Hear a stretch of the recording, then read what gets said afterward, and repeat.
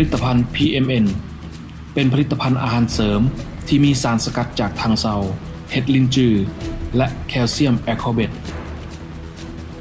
สรรพคุณของ PMN เป็นยาบำรุงร่างกายช่วยบรรเทาอาการเจ็บป่วยจากพยาธิเบาหวานความดันพยาธิหัวใจช่วยขยายหลอดเลือดบำรุงตับป้องกันพยาธิมะเร็งช่วยขับปัสสาวะ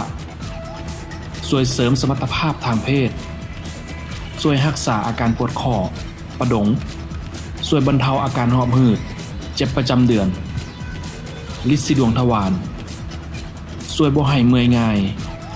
ช่วยให้ผิวหนังเปล่งปลั่งชะลอความแก่ช่วยสร้างภูมิต้านทานและใช้เป็นยาอายุวัฒนะ PMN ทางซาวสีทองมีสารคอไดเซปินช่วยยับยั้งเซลล์เนื้องอกเพิ่มประสิทธิภาพการเฮ็ดเวียกของเม็ดเลือดขาวและการไหลเวียนของเลือดโคไดเซปอาซิด